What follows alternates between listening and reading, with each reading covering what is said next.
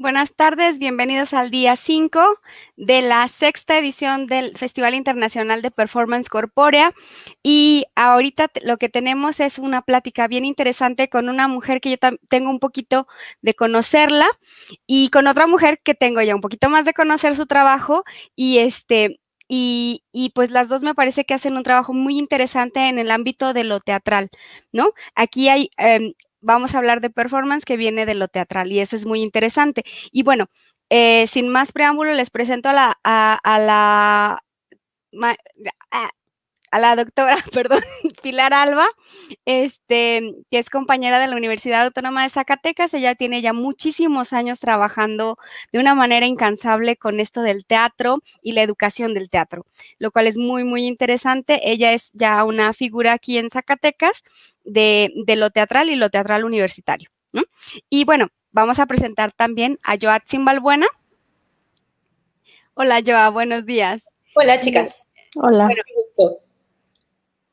Pilar, ¿nos cuentas un poquito de quién es Joa? Sí, bueno, gracias por las palabras, Isis, sí, si bien ya tengo un buen rato con esto del teatro, pues también tengo, ¿verdad? Afortunadamente, los últimos años con la educación en teatro, no precisamente con el quehacer directo del teatro, sino con lo teórico del teatro y un poco con la creación de obras dramatúrgicas. Pero aquí quien interesa el día de hoy es Joatzin Balbuena, quien nos va a presentar la conferencia Performatividad Virtual de la no presencia a tiempo escénico. Esta nueva realidad de la pandemia nos ha orillado a buscar nuevas formas de acercar nuestro quehacer artístico a las personas, nuestra forma de trabajo. Les voy a platicar un poco del trabajo súper interesante que hace Joatzin, que es, se desenvuelve entre tres campos, que es la fotografía, la antropología visual, y también es una excelente creadora escénica. En esos tres ámbitos ella se mueve, ¿sí? Su quehacer es principalmente la creación escénico multimedia. Ella ha expuesto sus trabajos pues en diferentes países, México, Estados Unidos, Taiwán. También es docente en posgrado en la UNAM y en la licenciatura de la Universidad Iberoamericana. Es diseñadora de espacios y de dispositivos multimedias para danza, teatro y el performance interdisciplinario. Eh, para ella, pues, la tecnología audiovisual es muy relevante para el trabajo de el planteamiento discursivo en las puestas en escena. También es cofundadora del Laboratorio de Información sobre Cultura y Sociedad y de los colectivos de creación artística interdisciplinaria del Laboratorio Fisuras y colectivo Punta Cometa. También es miembro del Observatorio sobre Cultura Fotográfica y pues ha sido becaria del FONCA. Y esperemos que escuchen con atención lo que tiene para decirnos en esta conferencia. Adelante, Joatzin. Muchísimas gracias, Pilar. Pues primero que nada, agradecer la invitación. Me hace muy feliz porque es la primera vez que tengo oportunidad de platicar sobre el proyecto de performance online y me da mucho gusto poder hacerlo en este espacio organizado por ISIS porque de alguna forma conocer a ISIS ha sido producto también de performance online, entonces digamos que las sinergias empiezan a hacer conexiones que no dejan de sorprenderme, no dejan de emocionarme y no dejan de decirme todo el tiempo que vale la pena estar generando y gestando este tipo de proyectos, sobre todo porque son proyectos en donde uno no está involucrado solo, ¿no? Uno no es un creador con su soliloquio, sino que hay esta necesidad y este ímpetu de dejarnos contagiar por lo que están haciendo los otros. Y no solo eso, sino que además jalarnos, ¿no? Mutuamente para que las iniciativas tengan más resonancia. Entonces, bueno, lo que sucedió a principios de la pandemia, en febrero, antes de que explotara todo, es que yo por fin iba a tener la oportunidad de presentar un performance que ha sido para mí un caballito de batalla importante. Es un performance llamado Imago y lo que ha intentado es investigar la relación entre el cuerpo y la imagen, cómo es que están íntimamente imbricadas y cómo es que la tecnología puede ser un vehículo para trasladar estos dos lenguajes, ¿no? Lo que es imaginario, lo que es imagínico y lo que es el cuerpo viviendo esa imagen. Entonces, iba a presentarlo en un encuentro súper interesante que me emocionaba mucho de las Cyborg Girls, que era un encuentro tecnofeminista. Entonces, justo cuando iba a suceder esto, empieza la pandemia, se suspende todo y empieza a cancelarse todas las fechas que teníamos programadas. Eso genera en el cuerpo de un creador un conflicto y una frustración importante que de alguna forma moviliza la entraña para buscar una manera de canalizar esa energía que se está quedando guardada y que ya tenía un destino, ¿no? Y que había un trabajo incluso hecho para allá. Y fue así como pensé en primero grabarme, pero con la irrupción de las redes sociales, las videoconferencias y las diferentes maneras de transmitir, empecé a investigar muy poco, realmente muy poco sobre la cultura del live stream y me di cuenta que, bueno, es un mundo que lleva un rato, por lo menos 10 años, gestándose y que ha llegado a un punto de maduración muy interesante que permite hoy realmente presenciar y estar en lugares, en eventos en donde la transmisión en tiempo real es la clave, ¿no? Es como el punto nodal. Entonces dije, bueno, ¿para qué me grabo? Mejor transmito y así tengo esta sensación de que lo estoy haciendo para un público. Y es ahí donde viene el ímpetu de, bueno, pues si ya lo voy a hacer, pues no lo quiero hacer sola. ¿Quién se anima? ¿Quién está pasando por lo mismo? ¿Quién tiene una pieza que se quedó truncada y que quiere sacarla? ¿Quién tiene esta necesidad de que el cuerpo se libere de la frustración? Y bueno, no fue muy difícil encontrar eco. Realmente estoy rodeada de gente muy talentosa, venida de la escena, venida del mundo del teatro, de la danza, del performance, que fácilmente se sube a una iniciativa como esta, justamente porque lo que compartimos es esa necesidad creativa.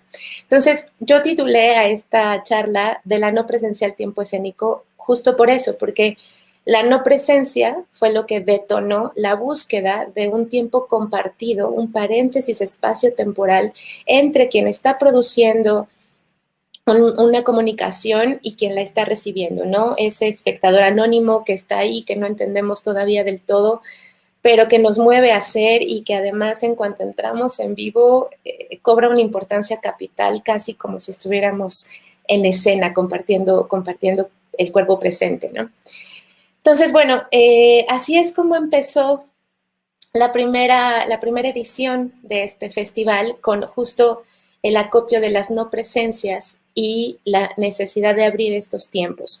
La primera edición tenía el statement muy claro y tenía que ver con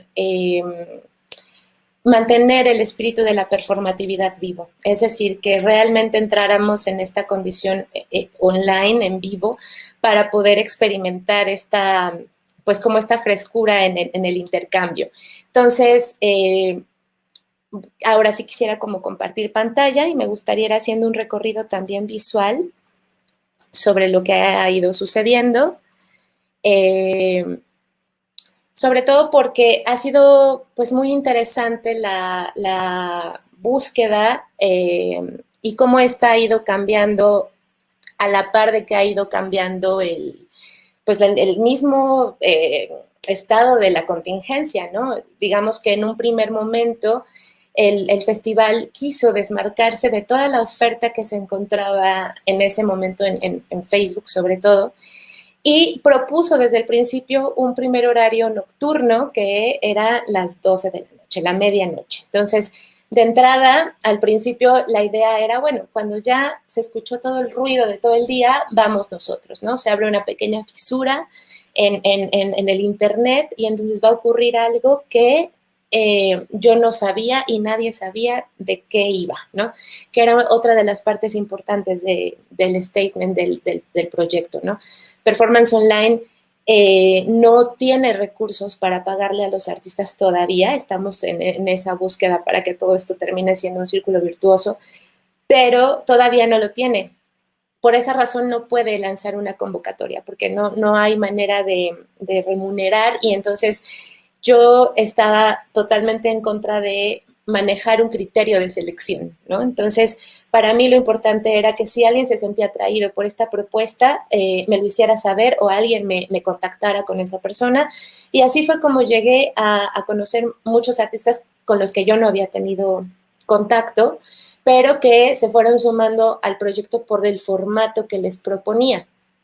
Esta apertura, esta total flexibilidad en términos de qué es lo que necesitas hacer frente a cámara. Eso que necesitas hacer, eso es lo que vas a hacer. Es decir, aquí no hay censura, no hay ningún tipo de temática primaria o que importe más que otra. Se trataba más bien de entender cómo es que nosotros estábamos procesando esta imposibilidad de ir al espacio escénico y cómo es que nos encontrábamos de pronto en la casa foro y hacíamos de este espacio cotidiano y doméstico pues la posibilidad de generar algo, de generar una pieza. Entonces, bueno, así fue como fue sucediendo. Hemos tenido desde rapera, director escénico, ¿no? Donde ha habido desde un formato más musical, ¿no? Hasta algo mucho más teatral, donde hay un trabajo escenográfico, hay un trabajo de representación también, de búsqueda de símbolos, ¿no? Un trabajo totalmente versando sobre el espacio y la luz, ¿no? En donde una iluminadora se pregunta qué es el espacio mínimo, cómo es que transcurre el tiempo en el espacio mínimo. Hemos tenido poesía, hemos tenido gente que no había cruzado su literatura con el performance y que de pronto encontró en el espacio del festival esa posibilidad. He estado yo también probando la multimedia en tiempo real, ¿no? Esta misma cosa que yo hago en escena para obras de teatro y danza, pues ahora hacerla para una pantallita, usando otras pantallas, usando herramientas de proyección en vivo para hacer un compartido de pantalla que me permitiera cierto artilugio multimedia, ¿no? Hemos probado también, las herramientas han ido como sofisticándose y permitiéndonos cada vez más cosas en términos también de qué tanto se puede hacer frente a pantalla. Por ejemplo, tener 2 cámaras simultáneas, ¿no? Donde aquí la performer, que además es actriz, trabaja 2 discursos que se complementan y entonces tiene la necesidad de ser 2 personas, ¿no? Y cómo es que una herramienta como StreamYard empieza a permitir eso, pero no porque ya lo tuviera hecho, sino se está desarrollando al mismo tiempo. Entonces, también eso era muy interesante, ¿no? Ver cómo el festival iba avanzando en una búsqueda sobre lo performático en tiempo real, pero también la tecnología y la misma tendencia informática de relación interpersonal iba, ¿no? Trabajando también para que las herramientas permitieran cada vez más interacción, y además, bueno, también empezamos a jugar con otro tipo de cosas, ¿no? Algo que me interesa mucho es que toda esta muestra, donde han participado más de 40 artistas en 5 meses, ¿no? Está llena de este tipo de cosas, ¿no? Dispositivos por todos lados, las cámaras, las computadoras, los tripiés, y eso para mí es también motivo ya de iniciar una antropología digital, ¿no? Una búsqueda etnográfica por entender el fenómeno un poquito más ampliado, ¿no? Porque seguimos trabajando con los mismos elementos, ¿no? Tiempo, cuerpo, espacio. Pero cómo estos 3 elementos se han ido moviendo, no solo por el entorno online, sino también como por las necesidades que hubo en un momento determinado de hablar del encierro, ¿no? Muchos de los artistas estaban trabajando desde su casa y estaban transformando su casa en un otro espacio, pero otros no. A otros les tocó estar fuera de casa y aún así iniciar una búsqueda estética en otros lugares, ¿no? Donde quizás solamente estaban un tiempo, donde los agarró la pandemia. Entonces, bueno, ese tipo de circunstancia que fue determinando los trabajos también me parece muy interesante. Esta artista, por ejemplo, es bailarina, pero trabaja mucho con la palabra y entonces arma un dispositivo con su cuerpo en donde nos comparte un poquito de un imaginario poético de deconstrucción personal a través de un escrito, ¿no? Ha estado Lía García, ¿no? Una artista importantísima del performance trans que constantemente está desmantelando estructuras, dogmas, ¿no? Y pudo regalarnos un trabajo sobre la ruptura, sobre el estar roto, que también iba ya perfilando al festival, pues un poco para ir como trabajando también más en la zona política, ¿no? También había un ímpetu que empezó a dibujarse. Eh, Más trabajo sobre intimidad, sobre cotidianidad. Muy interesante también cuando tocaba que los artistas fueran parejas y entonces eran sinergias interesantísimas de ver a dos profesionales del arte de diferentes disciplinas dialogar bajo el pretexto de la performatividad online. Entonces, bueno, eso también fue como muy, muy interesante. Este trabajo quisiera sí mostrarlo, si es posible. Dura poco, no más de 12 minutos más o menos, quizás solo un cachito, no lo sé, ahora me lo dirán, pero es quizá uno de los que más se ha acercado a... Eh, no tengo link, lo tengo físico, pero está en el festival. Si quieres, ahorita que ya termine, busco el link de volada y te lo paso. Aquí comunicándome con Gabriel, nuestro maravilloso operador.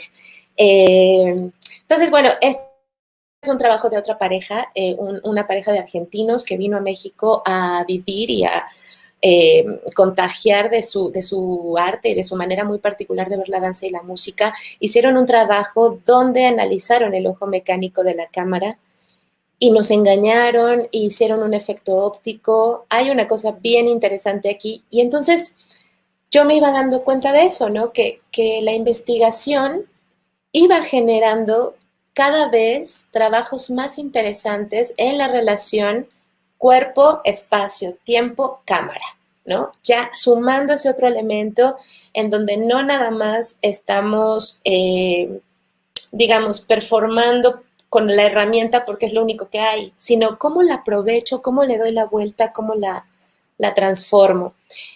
Otra de las cosas que empezaron a suceder en el festival o en el proyecto ya más choncho de performance online era que empezaba a interesarse gente de otros países y entonces ya era posible empezar a hacer sinergias internacionales. Entonces, eso también fue como muy interesante porque Rosy Quinn es argentina y nos regala también un pedacito de cómo es que ella está procesando desde un contexto muy particular, que es el de Argentina hoy, el encierro, ¿no?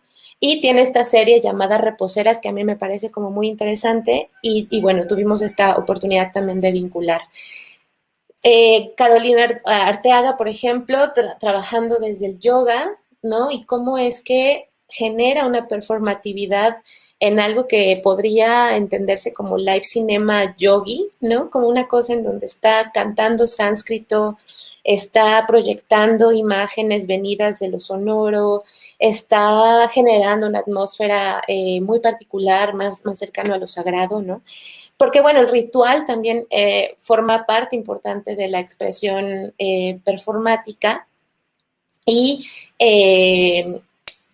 también se iba evidenciando, ¿no? Esa relación, porque de pronto lo online abre esa sacralidad en el tiempo dentro de la internet, ¿no? Interesante también el trabajo de Luisa Escárcega, que tenía el objetivo de generar una llamada en tiempo real, ¿no? Esta performatividad que de pronto quiere jugar con elementos de las apariciones de las múltiples formas de no estar presente, ¿no?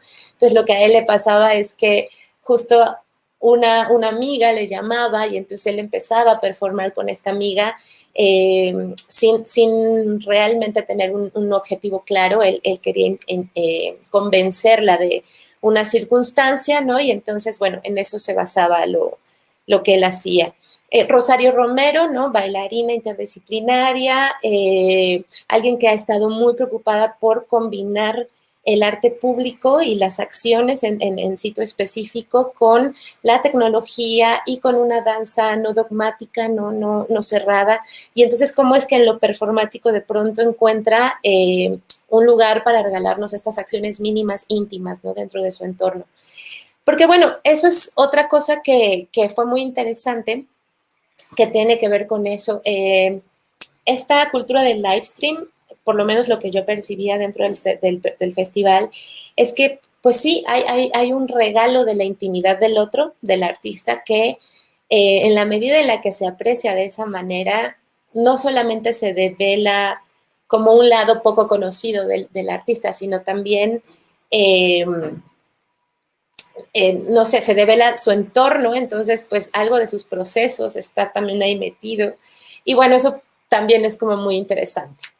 Otra cosa que pasó en el festival es que empecé a generar redes con grupos de performance que ya estaban constituidos y que ya tenían una investigación de grupo, de colectivo. Es el caso de dos colectivos. Por un lado, la Perfored, y por otro lado, el grupo de performance de Guanajuato. Ambos pudieron ofrecer una edición completa, ¿no? Donde el eje temático o el núcleo que unió estas entregas tenía que ver con ese trabajo colectivo. Entonces, eso fue muy, muy interesante, ¿no? Gracias a eso pudimos tener a Pancho López, pudimos tener a...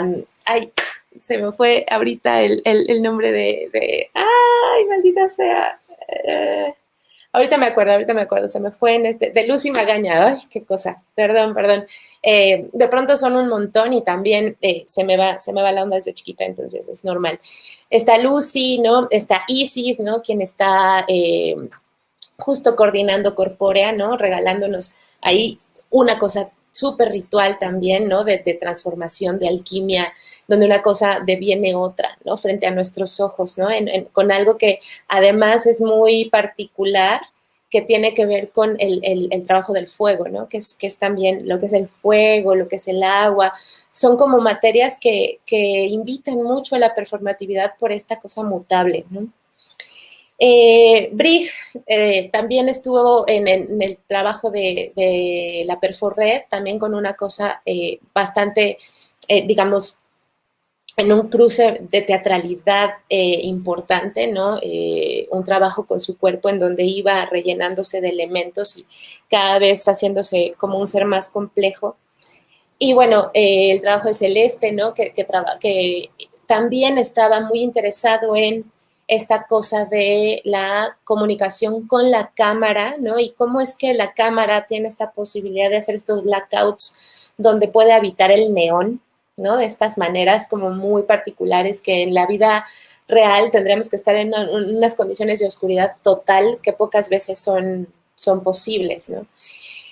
Después empezamos también a tener ya la presencia de gente que no venía del teatro ni del performance propiamente, sino de la danza.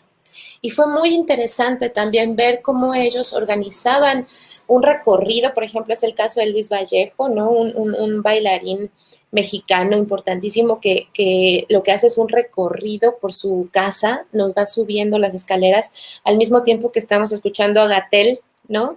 La conferencia de ese día, además, ¿no? Entonces, teníamos una puesta online que además tenía un audio recuperado de ese mismo día. Hoy ya es documento, ¿no? Pero eso estuvo pasando en ese momento. Entonces, discúlpame, Brig, Laura Lubosac, es verdad, perdóname, es de pronto mucha info.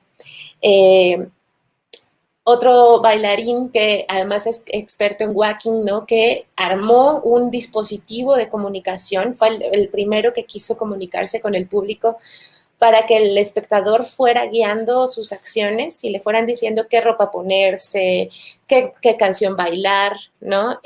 Y al mismo tiempo él regalando su trabajo de movimiento corporal con base en esas peticiones del público. Entonces, cada trabajo iba como develando zonas distintas de acción. Y bueno, creo que ese es el objetivo del proyecto al final, ¿no? Ser un espacio de investigación donde las cosas no están dadas por hecho de antemano y entonces no es un lugar de la performatividad al que hay que llegar y cuadrarse, sino hay que llegar y hacerlo, hay que construirlo en el camino, ¿no? Tal fue el caso de este experimento que hicimos Aidela Chino, Lía García y yo, donde pusimos en práctica una otra manera performática que tiene que ver con la conferencia performática, ¿no? O la plática performática, donde cada una escogió materiales que puso en marcha y al mismo tiempo estábamos platicando de esta pedagogía de la performatividad política que tiene Lía, ¿no? En específico y que además en su trabajo con adolescentes y con niños siempre está como presente esta cosa didáctica. Entonces era como tenía mucho sentido hacer esta experimentación de conferencia performática con ella. Esta es otra cosa que sucedió que también ha sido un parteaguas para el proyecto, que es el trabajo de Laura Ríos, quien se atrevió a revisitar un performance de tiempo atrás, tiene 20 años ese performance, ¿no? Es apenas de una época en donde ella tuvo una presencia muy importante, toda esta época de Lex Teresa, que también además Pancho conoce muy bien y que es parte de la historia del performance en México. Bueno, pues ella reunió a un montón de artistas, mujeres, que vienen del mundo de la danza somática o de la performática y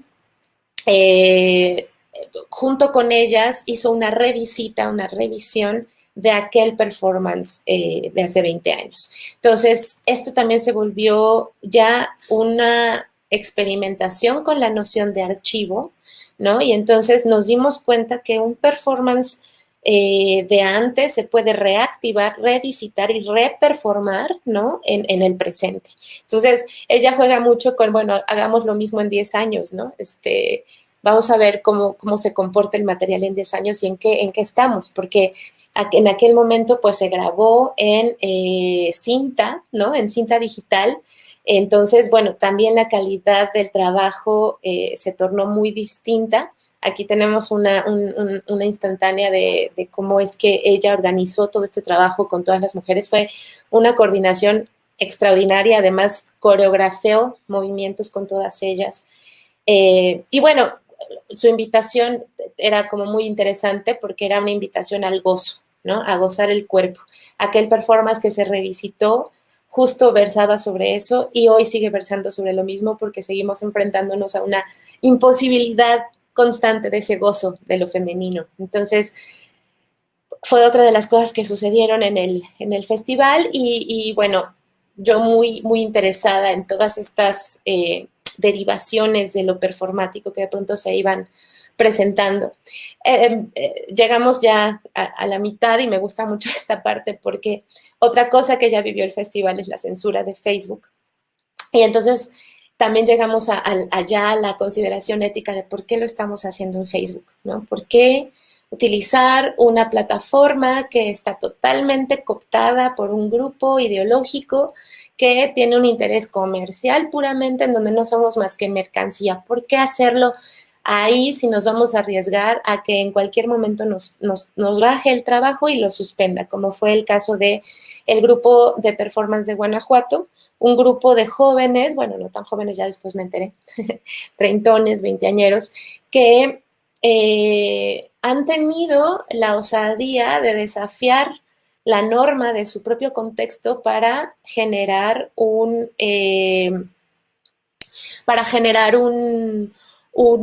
intercambio creativo entre ellos donde su cuerpo es un canal de resistencia ante un contexto totalmente conservador.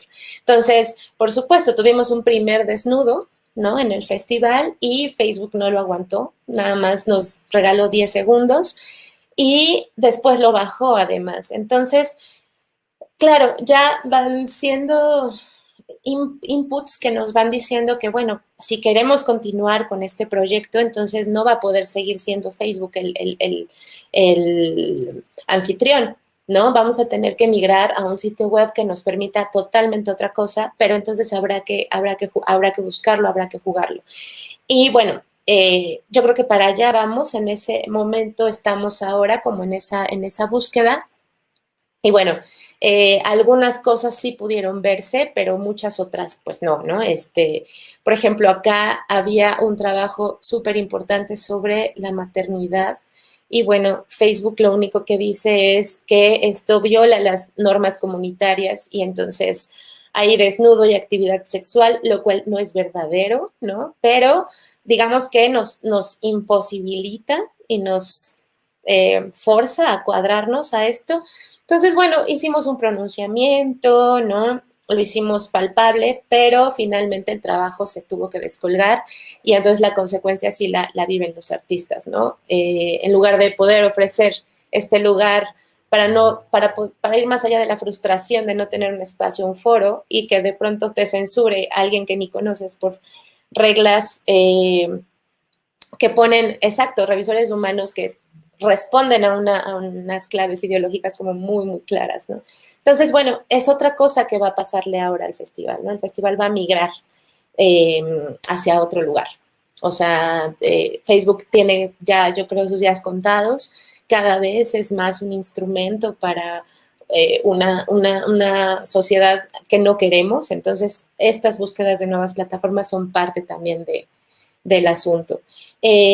Tuvimos también, dentro de todos estos trabajos, una ritualización muy, muy interesante desde un cuerpo masculino que de pronto retomó elementos y símbolos de la mexicanidad prehispánica y entonces era como muy interesante ver cómo este trabajo lo pudimos haber visto en los 70s, pero también en los 80s, pero también en los 90s, es el 2020 y lo podemos seguir viendo. Es decir, ¿por qué hay una insistencia todavía en trabajar con este tipo de enunciados, ¿no? Donde el cuerpo es intervenido de estas maneras muy, muy literales, ¿no? Y el llamado como a esta ancestralidad está ahí presente. Entonces me parecía como muy interesante esta irrupción y esta vigencia de este tipo de discursos, combinados con, por ejemplo, la entrega de una chica que viene de Helsinki, ¿no? Que sobre todo su trabajo es performático imaginal, ¿no? Ella genera imágenes a través de sus acciones, donde hay una poética muy interesante entre la fotografía, el video y el cuerpo. Y nos regala esta noción suya desde un baño, ¿no? Sobre su estado anímico en este momento, ¿no? Sobre su estar en ese momento. Entonces, ¿cómo pueden combinar, ¿no? De pronto discursos tan disímiles en una misma entrega? Andrómeda Mejía también fue parte ella viene es dramaturga, directora, actriz, y de pronto encuentra esta forma de transformar el espacio en esta tonalidad y hablar también de un acercamiento a lo femenino, a lo lúdico y a lo sensual que contrasta evidentemente con otro tipo de expresiones, pero que también libera y pues llena también, ¿no? De una belleza también distinta, pero también como importante de mantener, ¿no? Que es también lo otro, lo que no está lleno de conflictos, sino que más bien está lleno de aceptación y justo eso, ¿no? Como de belleza. La sinergia con Satadru Dovan, un performer de la India, que además tiene un grupo que es el Huxi Duxi Group, Huxi Duxi Box, creo que se llaman. Sí, creo que sí. Y pues ellos tienen un ímpetu verdaderamente grandilocuente. Entonces, apenas uno tiene contacto con ellos y vienen todos y todo el mundo tiene algo que ofrecer y hay una investigación y además ya tuve el chance de estar también participando en su festival. Entonces, bueno, de nuevo estas sinergias, ¿no? que empezó a hacer posible el festival. Actuaciones que de pronto también quedaban como en la oscuridad, porque este es el único performance de Manjari Daki que no lo tenemos en la página porque justo se fue. Quien la estaba grabando, quien estaba transmitiendo por ella, corta la transmisión y nos salva. Entonces yo guardo esta instantánea porque justo es también eso otro que pasa con la tecnología en una plataforma como Facebook, de donde un error hace que pierdas el documento, ¿no? También desde la danza, ¿cómo es que había quien encontraba la manera de ampliar el espacio dentro de Internet? ¿No? Es el caso de Patricia Rivera, que hizo una pieza a mí de mis favoritas, ¿no? En donde nos iba llevando por un recorrido donde de pronto era sombra, de pronto era presencia cercana, de pronto era como una anónima, de pronto era como alguien a quien estábamos morboseando, ¿no? Era como muy interesante todas las regiones de lo íntimo donde nos llevó. Y justo cómo se permitió esta ampliación y este diseño de espacio que nos dejaba entender que la performatividad online también se puede ampliar, ¿no? Muchísimo, aún estando en interiores. Cuestiones de tiempo, ¿no? Donde el performer está en un tiempo prolongado sometiéndose a una condición que lo está alterando corporalmente y que es ahí donde él encuentra ese estado, ¿no? Donde puede expresar, ¿no? Es el caso de este muchacho que es alumno además de Mónica Ornelas, se me fue ahorita el nombre, ahorita me acuerdo y regreso a esta zona, pero su trabajo fue muy interesante porque él se bañaba con una especie de cuerpo de agua que estaba en el piso y bueno, a pesar de que es una cosa que siempre hemos visto en el trabajo performático, no es un gesto nuevo, no deja de tener su vigencia porque es alguien que está necesitándolo, ¿no? Como vehículo.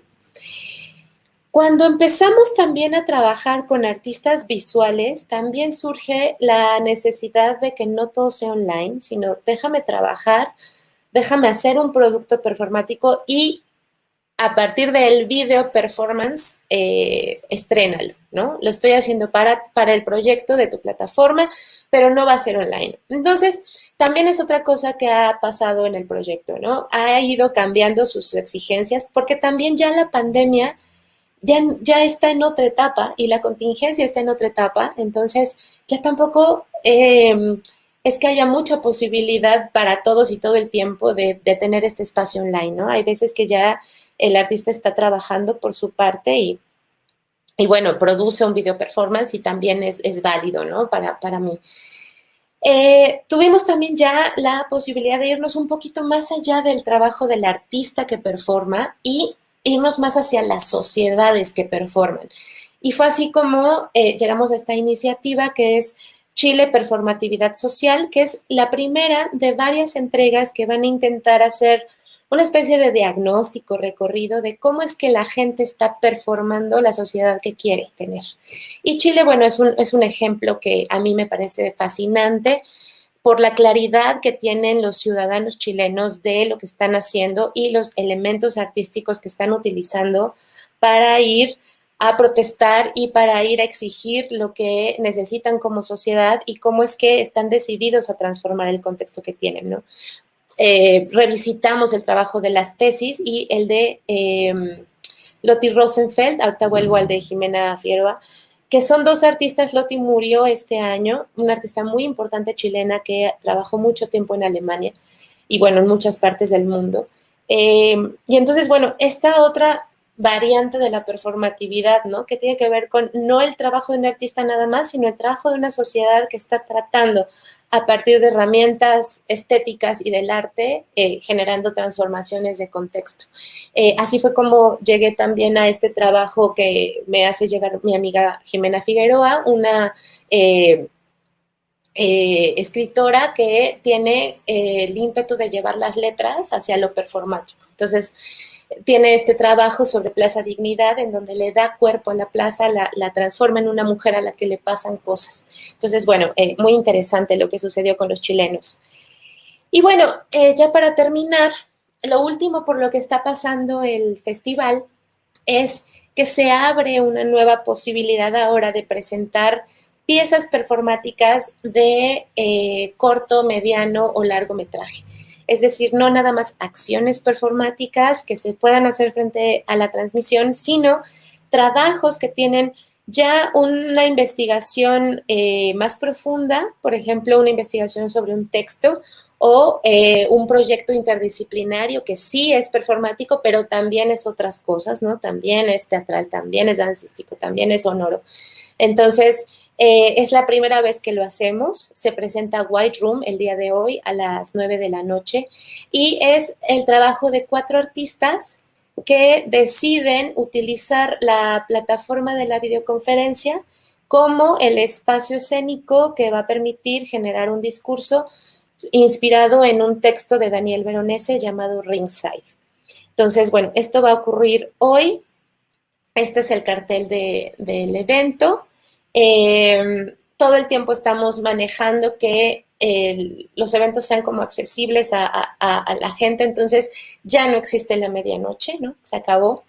No sabemos si en algún momento vuelva, pero por lo pronto hemos ya inaugurado las 9 de la noche y con eso nos vamos a quedar en este momento. Y bueno, pues ya hablé muchísimo. Creo que a grandes rasgos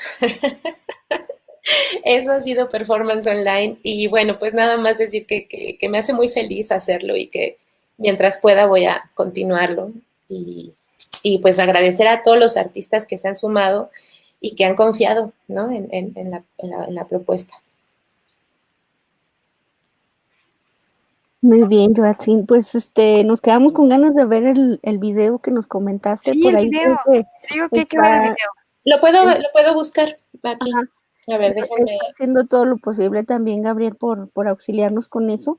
Lo que pasa es que está medio perdido en la página realmente porque pues van pasando las ediciones y entonces se van quedando como en el pasado del timeline. Por eso hice unas listas de reproducción. Entonces creo yo que por aquí puede ser fácil llegar. Vamos a ver si es cierto. Bueno, en lo que encuentras esto, hay una pregunta de las personas que están viendo la transmisión. Es Cristian Mauricio, nos dice que qué plataformas recomendarías o serían alternativas al Facebook para ver esta clase de información. Pues creo que Vimeo está haciendo un buen trabajo. Mejor que YouTube, que de alguna forma está como más cercano a la censura, sobre todo de medios alternos como la música, porque muchos artistas necesitan música en vivo, entonces de pronto, claro, hacemos uso de la música de nuestros repertorios en nuestras playlists, pero resulta que eso es ilegal, ¿no? Entonces, YouTube tiene mucha censura en términos de eso. Pero ¿saben qué? Mejor no lo voy a compartir desde Facebook, sino desde QuickTime, porque en Facebook se apareció vertical. Entonces, ya después lo cambiamos. Déjenme nada más entonces abrir QuickTime. Ahora sí.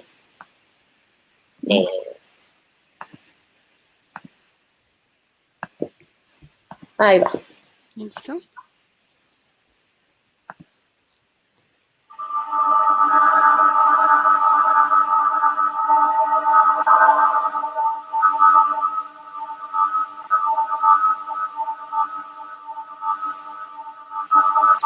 No, pero no sé.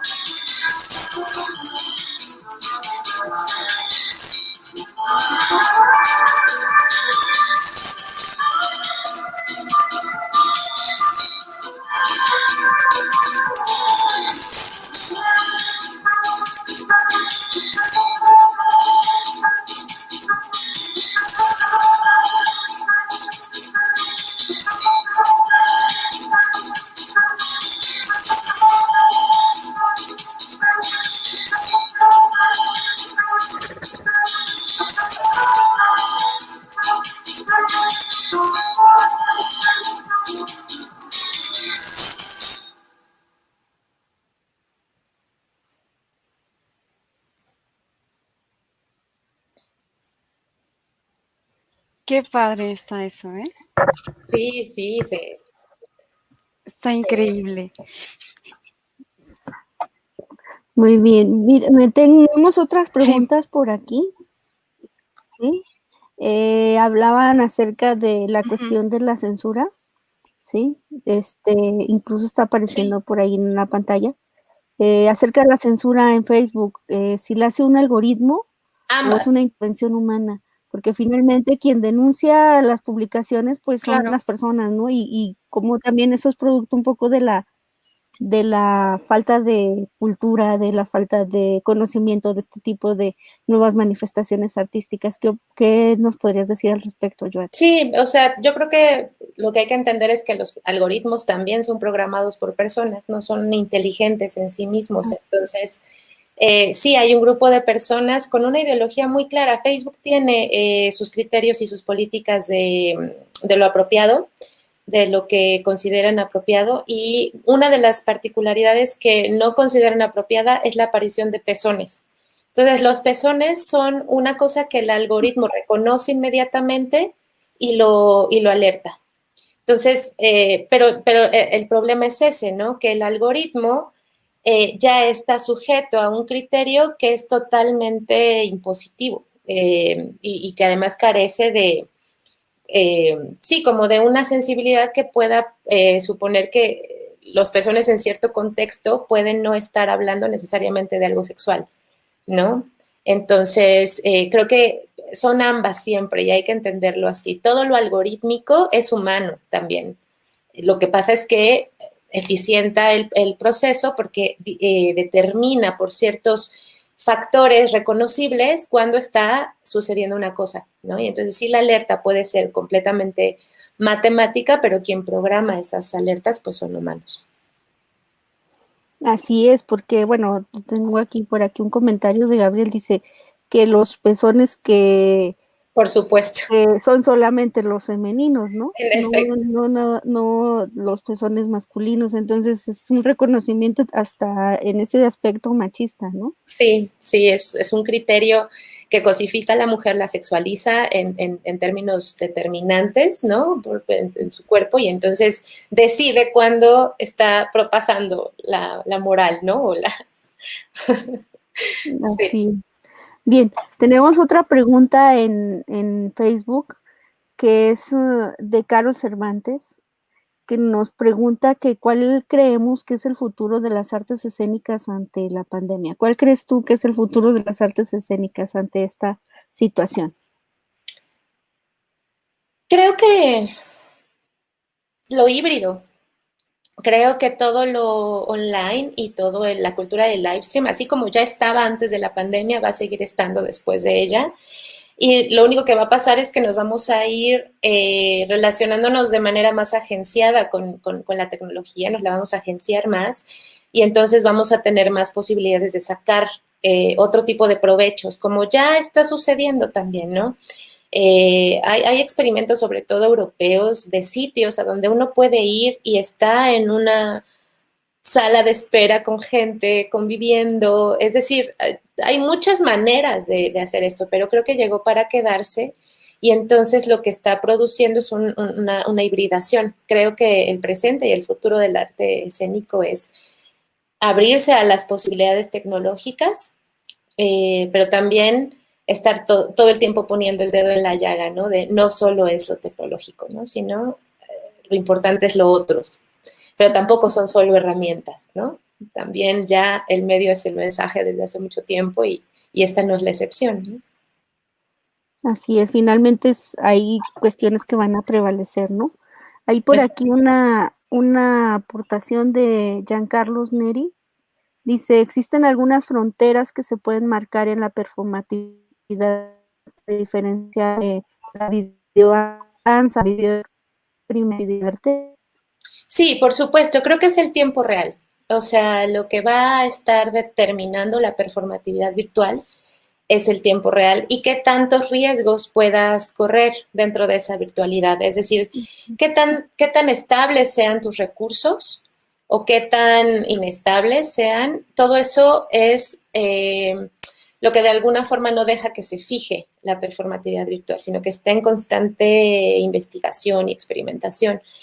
Porque cuando ya entramos, ¿no? Como lo que va a suceder hoy, que ya está editado, ya hay una deconstrucción, una nueva construcción, ya es otra cosa, que no deja de ser valiosa, simplemente es diferente. Muy bien. Bueno, pues por ahí no sé si haya más preguntas. Finalmente yo recordaba mientras veíamos toda tu presentación, tus trabajos, un poco de reseña que haces de los festivales y todo, me acordaba de la frase de Ortega y Gasset que dice que el hombre es él y su circunstancia, y cómo esta circunstancia nos ha orillado a entrar en otra situación, ¿no? Hay varias cosas que a mí me llamaban la atención, sobre todo cuando tú empezaste a hablar acerca de la energía, el manejo de la energía. Nosotros que trabajamos en la escena sabemos lo importante o lo relevante que para nosotros es el manejo de la energía. Finalmente, en un teatro tradicional, tú no estás junto al espectador, estás próximo, pero no estás junto al espectador. Pero hay ese manejo de la energía, ¿sí? Entonces, ¿cómo tú hablas acerca de esta energía que tú tenías acumulada ya para presentar un trabajo en vivo y cómo se tuvo que transformar? ¿Cómo se hace esa transmisión de energía en un streaming? Se vive intensamente. En realidad, cualquier creador escénico te lo puede decir y es tal la relevancia que tiene lo que uno está haciendo y la seriedad con lo que uno se lo vive, ¿no? Que no hay que hacer mucho en realidad. Se abre la posibilidad del tiempo real y uno sabe que del otro lado hay alguien. Y esa conciencia dispone al cuerpo absolutamente de manera distinta, porque justo lo dispone hacia ese otro. Y ahí todo se transforma. Entonces, realmente darnos cuenta que el tiempo escénico existe porque el nervio escénico está ahí y está de manera tajante. Te lo puede decir cualquiera que haya estado en el festival. Cómo es el momento previo, ¿no? Porque además coordino las apariciones, entonces estoy detrás previniendo al que sigue para que pueda entrar y entonces estoy viendo cómo eso genera ahí esa efervescencia anímica, corporal, energética, que no hay que hacer más, ¿no? Más que estar ahí y pues estar presente, ¿no? Que es como la exigencia siempre del arte escénico, ¿no? Estar absolutamente presente. Okay. Bien, tenemos una pregunta en Facebook que me parece que incide en otra de las cosas que yo tenía aquí anotadas, que finalmente cuando tú haces tu trabajo escénico tienes también un espacio determinado, esta cuestión de la espacio-temporalidad. Y hay con esta situación, una invasión un poco a la privacidad de las personas, ¿no? Sí, Sí. ahí, por ejemplo, tenemos una pregunta de Omar que dice que qué planta es la de la hoja de la izquierda, ¿no? Esto de acá, Sí. la verdad no lo sé, pero vean nada más hasta dónde ya va y Ah, cómo se comporta la canija. híjole. Sí, hermosa, Así que no sí. sé cómo se llama, pero si alguien sabe me podría decir porque se está apropiando de mi lugar. Así es. Y pues precisamente es eso, ¿no? Estamos invitando también a la escena a nuestros propios espacios personales, ¿no? ¿Cómo se da esta situación? Sí, bueno, justo lo comenta Carol Cervantes, ¿no? Dice, la pantalla se ha vuelto la nueva escena, una especie de era cinematográfica. Sin embargo, el cine está colocado en otro lugar. Es decir, el cine tiene tal nivel de expertise en el trabajo audiovisual, todo hecho a partir de el sostener una ficción, ¿no? Pese a todo, que nos mete a otro lugar. Y además son calidades de producción que no están versando sobre lo que estamos hablando ahorita. O sea, el cine es otra cosa, igual que la televisión es otra cosa. Porque esto justamente, por lo rudimentario que está haciendo ahora, saca de la lógica de la postproducción, ¿no? En términos de Baudrillard, ¿no? O sea, no estamos en este momento, por eso es que es una fisura también, porque no se puede vender, ¿no? Es difícilmente distribuible a menos que nosotros generemos estas redes, ¿no? Pero no es un producto tan de consumo, digamos, ya dado por hecho como el cine. Tiene una otra cosa. Entonces, sí, la pantalla nos mete en la bidimensionalidad. Sin embargo, lo interesante de la performatividad virtual es que no hay ficción. Por más que se genere un artificio, hay ahí un cuerpo siendo, y eso es lo que la pantalla no puede evitar, que los sentidos del que lo está viendo se traspasen, porque no es la cercanía lo que te importa a veces de estar en contacto con el otro, sino que el otro se está comunicando contigo y te está haciendo llegar a algo que le importa. Y en esa relación de me importa lo que veo, me importa lo que entrego, está dada la posibilidad de la escena, me parece.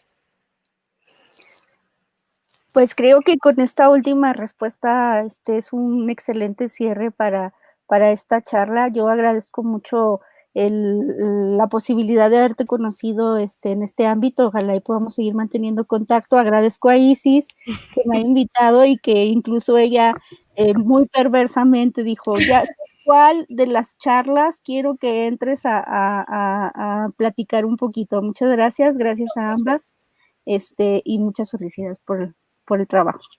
Muchísimas gracias, ¿no? La feliz y encantada soy yo. Muchas gracias, Pilar, muchas gracias, Isis. Pues gracias a las dos, y yo estoy muy contenta de haberlas tenido, aunque mira, me hace así porque es esta pugna de entre los visuales y los de teatro, que de dónde viene el performance y a quién le pertenece.